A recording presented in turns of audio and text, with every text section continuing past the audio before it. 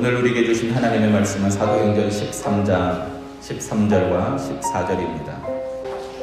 바울과 및 동행하는 사람들이 바보에서 배 타고 밤빌리아에 있는 버가에 이르니 요한은 그들에게서 떠나 예루살렘으로 돌아가고 그들은 버가에서 더 나아가 비시디아 안디옥에 이르러 안식일에 회당에 들어가 앉으니라. 아멘. 기쁜 사람이 함께하는 건 얼마나 좋은지 모릅니다. 예수님이 더구나 우리를 위해서 오셨고 하나님이 우리를 위해서 직접 달려오신 이때를 기념하는 이 날들은 이렇게 초를 하나 둘 키우며 주님을 기다리고요. 그리고 제가 지금까지 봤던 그 어떤 꽃꽂이보다 화려한 꽃꽂이로 주님이 오신 이 날을 우리가 기뻐하고 또 준비하고 있는 것 같습니다. 우리가 읽은 사도행전은 주님이 오실 길을 준비하던 사람들의 이야기입니다. 특별히 안디옥 교회 이야기로 사도행전 13장은 출발했습니다. 전혀 다른 사람들이 모였어요.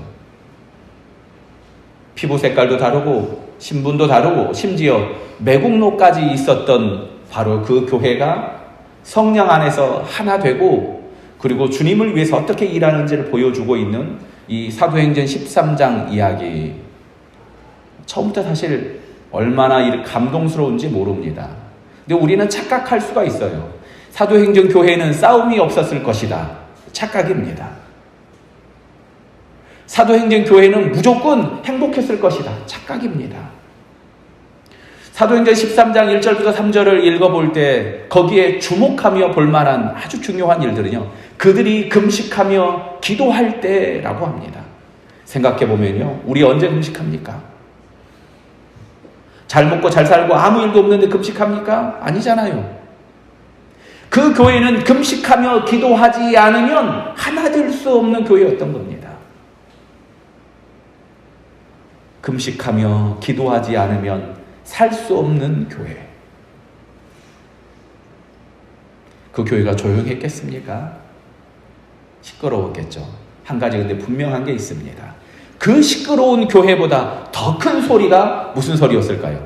기도하는 소리였습니다.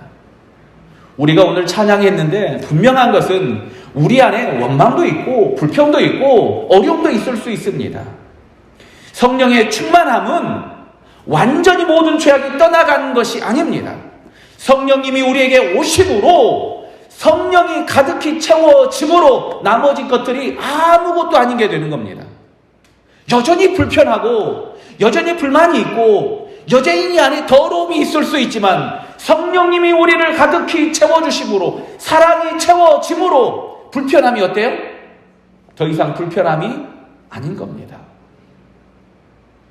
제가 생각해보면 신혼 때 저희 집은요, 저희 방은 이 강대성보다 작았어요. 그러니까 이거 혹시 말다툼이라도 하면 어떻게 해요? 숨을 데가 없어요. 저는 화장실로 가고 아니면 자요. 아내는 어떻게 잘 수 있냐고 그러고. 근데 안 그러면 피할 방법이 없잖아요. 그래도 그때가 제일 좋았어요. 문제가 없어서가 아니라 더 큰 사랑이 있어서 아닙니까? 생각해보면요, 집이 커지고 방이 넓어지면 어때요? 숨을 데가 많습니다.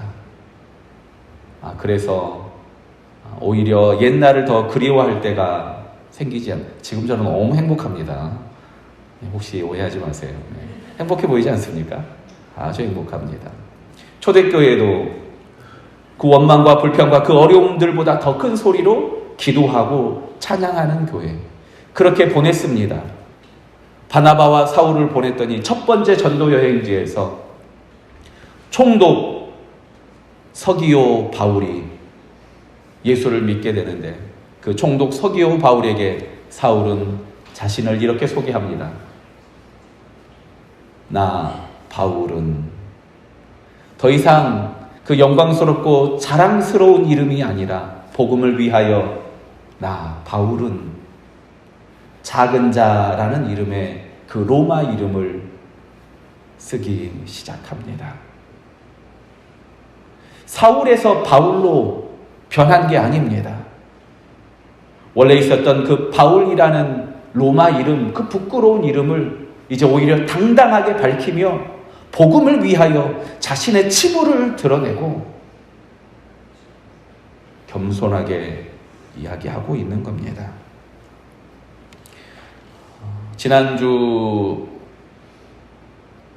지난주에 이제 아버지 은퇴식을 맞이해서 아버지가 평생 소원이 있었어요.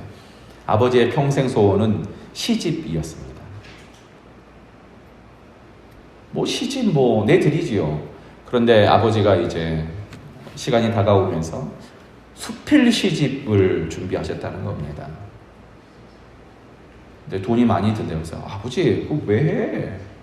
라고 얘기했었는데 엄청 삐지셨어요. 그래서 말이 그렇고 우리가 봐드릴게요 하고 아버지 원고를 받아서 읽는데 아버지가 이걸 근데 출판해야 될지 말아야 될지 너무 고민이다 그래요. 그래서 왜요? 그랬더니 혹시 네 목회에 부끄러움이 될까봐 그렇다라고 하셨어요. 사실 아버지가 그 이발 기술을 배우셨던 걸 저는 잘 모르고 있었어요. 아버지가 초등학교만 졸업하고 그리고 그냥 그렇게 섬에서 사셨던 걸 전 잘 모르고 있었어요. 아버지는 평생 진짜 열심히 공부했거든요. 그런데 그 책을 써놓고 영아, 네 목회에 방해될까봐 그렇게 하고 싶은 걸 망설이던 제 아버지한테 말씀드렸어요. 아버지, 뭔 상관이에요, 저랑. 32년 평생을 섬에서 목회하던 아버지 이야기니까 그냥 합시다.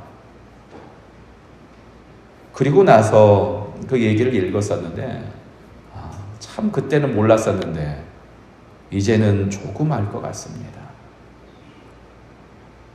어쩌면 성 어거스틴의 고백록이 자신의 가장 더럽고 추한 과거를 성도들과 교회 앞에 겸손하게 다 드러내놓고 그렇게 자신의 이야기를 고백할 때 그 책이 지금으로부터 약 1500년 전, 1700년 전 책인데요. 아직도 명서, 고전으로 많은 사람들이 읽고 있습니다.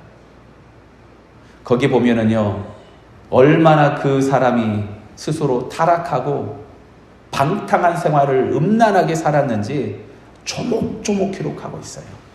생각해 보세요. 교회 담임 목사님이 나 예전에 술 좀 먹었어요. 나 예전에 계집질 좀 했어요. 이 얘기를 책으로 쓴다는 게 말이 됩니까?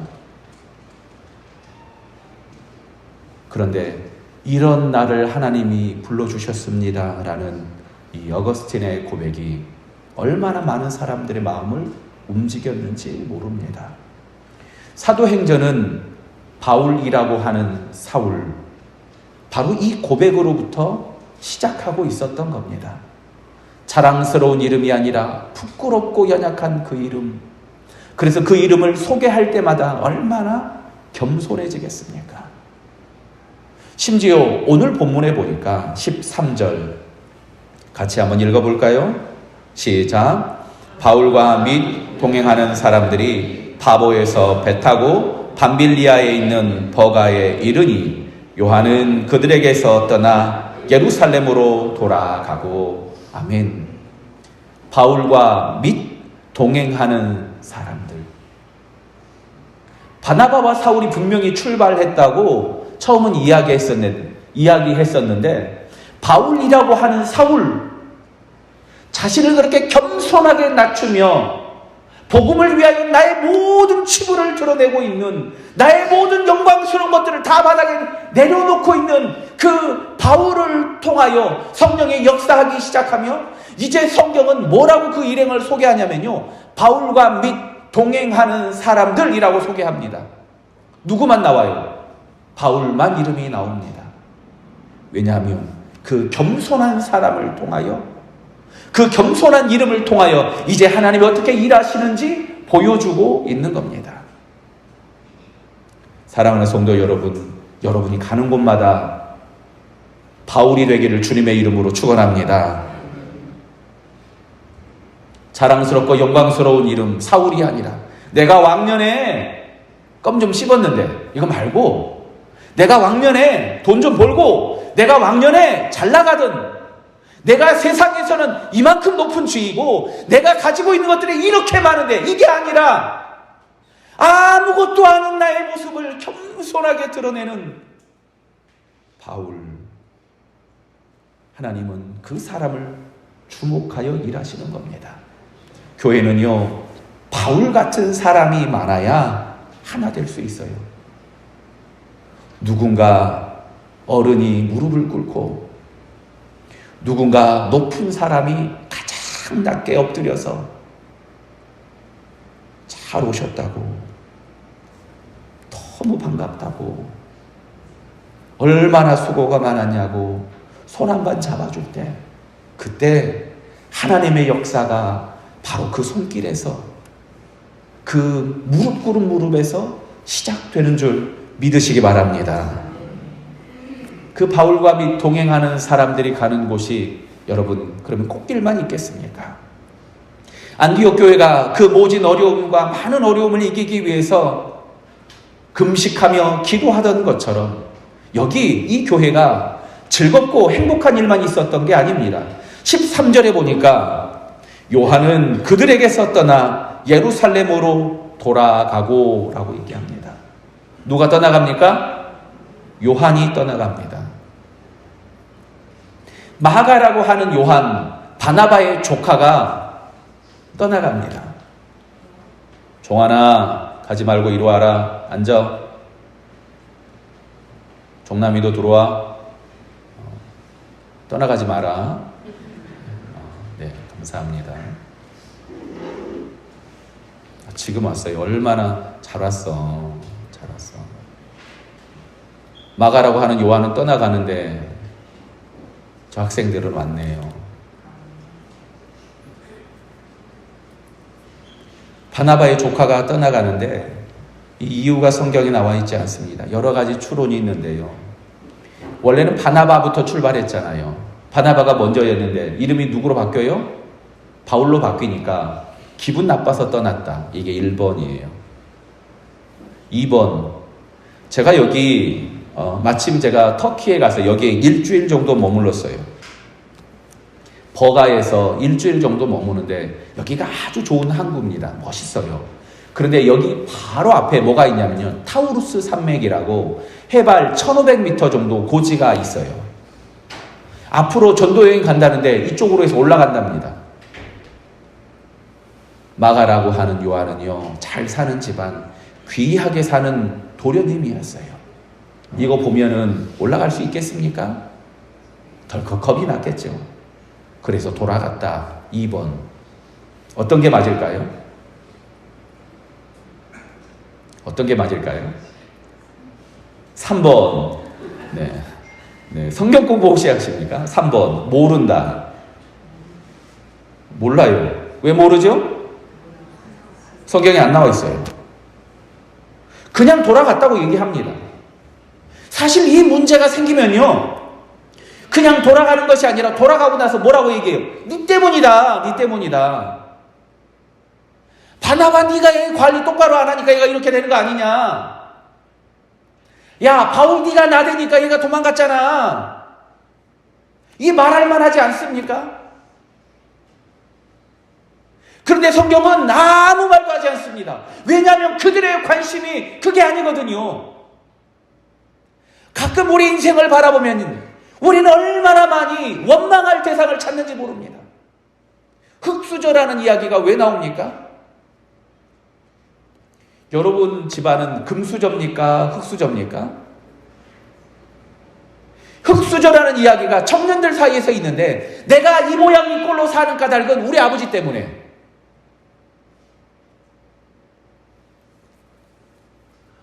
크리스마스 선물로 어떤 이야기를 듣고 싶냐, 부모님으로부터.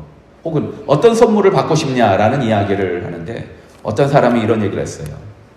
이제 부모님이 더 이상 숨기지 않고, 원래 가지고 있는 건물이 몇 채 되는데 지금까지 숨기고 있었어. 이 얘기를 듣고 싶대요.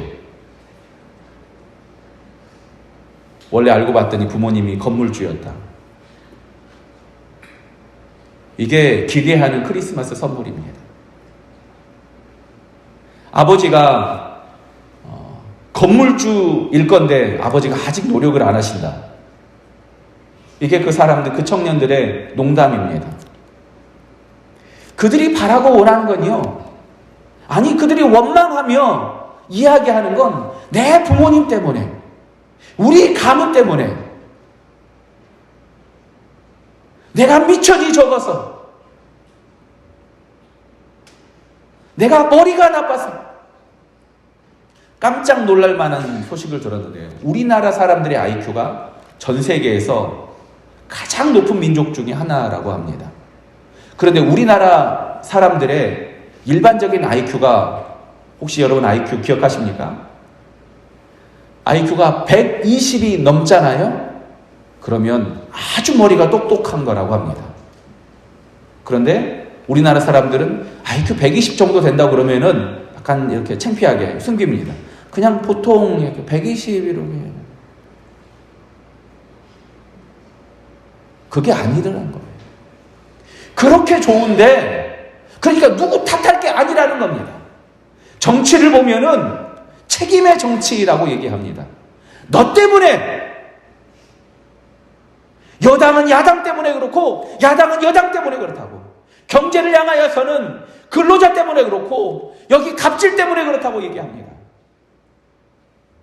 누구 때문에 이렇게 달려온 게 아니지 않습니까? 언제까지 우리는 원망하며 살아야 됩니까? 오늘 여기 성경에 나오는 건요, 요한이라는 이 바나바의 조카가 떠난 사건을 두고 그들이 한마디도 하지 않아요. 왜 그들 안에 서운함이 없고 원망함이 없겠습니까? 그런데 그들은 이렇게 합니다. 14절 같이 읽습니다. 시작. 그들은 버가에서 더 나아가 비시리아 안디옥에 이르러 안식일에 회당에 들어가 앉으니라. 아멘. 따라합시다. 더 나아가. 어떻게 한다고요? 더 나아가. 그들은 버가에서 더 나아가. 이게 지금 이 사람들의 이야기입니다. 왜 그들 안에 원망이 없고 불평이 없겠습니까? 그런데 그들은 그들이 주신 사명을 감당하기 위하여서 거기 머물러 있지 않고 더 나아가, 성경에 있는 이 믿음의 사람들과 지금 우리의 차이가 뭔 줄 아십니까? 똑같이 문제가 없는 게 아닙니다. 어려움이 없는 게 아닙니다. 사람이 떠나지 않는 게 아니에요. 어려움이 있고 문제가 있지만 그들의 공통점이 있습니다. 금식하여 기도하고 그 어려움을, 문제를 이겨나가기로 노력하는 사람들이 여기 사도행전 13장에 있었던 사람들이고, 여기에 있는 바울이 가는 곳마다 승승장구했더라가 아니라 떠나갑니다. 가장 중요한 사람이. 그런데 그들은 거기에 원망하고 주저하는 것이 아니라 더 나아가. 사랑하는 성도 여러분, 문제가 있습니까? 여러분의 결심이 있습니까? 2019년을 시작할 때 세웠던 그 결심이 여러분 기억나십니까?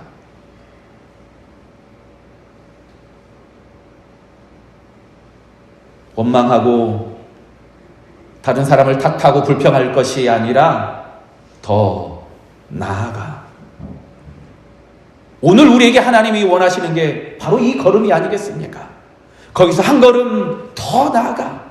이게 왜 슬픈 일이 아니겠습니까? 하지만 누구의 책임인지 뭐 때문에 갔는지보다 더 중요한 게 있습니다. 거기 남아있는 자들이 성령의 충만함으로 더 나아가. 우리가 가진 것이 얼마나 작고 연약한지 이거보다 더 중요한 것은 주를 위하여 더 나아가. 오늘 이 교회에 하나님이 원하시는 게 이거 아닙니까? 만족하고 머물러 있으면 안 됩니다, 여러분. 지금 한국 교회에 아주 큰 문제들이 얼마나 많은지 모릅니다. 그 큰 문제 중에 하나가 뭔 줄 아십니까? 우리는 이 정도만 되면 됐다. 이 정도면 됐다. 이게 한국 교회의 가장 큰 문제입니다. 한국 교회는요, 그 전에는 목표가 있었어요. 사랑하는 성도들이 모여서 함께 예배할 아름다운 성전을 짓자. 이게 교회의 일생일대의 목표였어요. 그런데 건물을 지었어요. 그 다음에 뭐예요?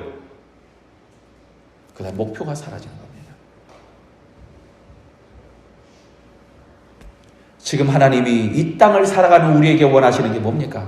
더 나아가 바로 이 걸음을 원하시지 않습니까? 사랑하는 성도 여러분, 87년으로 만족하시겠습니까? 아닙니다. 우리는 더 나아가 여러분 그동안 했던 그 섬김과 봉사로 만족하시겠습니까? 더 나아가 하나님이 한 번 더 나아가기를 원치 않습니까? 여러분 언제부터 그 결심을 하시겠습니까? 2019년 시작했던 그 결심이 무너졌습니까? 그럼 언제부터 다시 해요? 2주 있다가 새해 되면 1월 1일 되면 그때부터 시작하시려고요? 아닙니다. 더 나아가 언제부터요? 당장 시작해야죠. 하나님이 마음 주실 때. 여러분 언제부터 기도하시겠습니까? 지금 하나님이 우리 마음을 감동하여 주실 때, 지금은 2019년의 마지막이 아닙니다. 지금은 하나님이 역사하실 바로 출발점인 줄 믿으시기 바랍니다.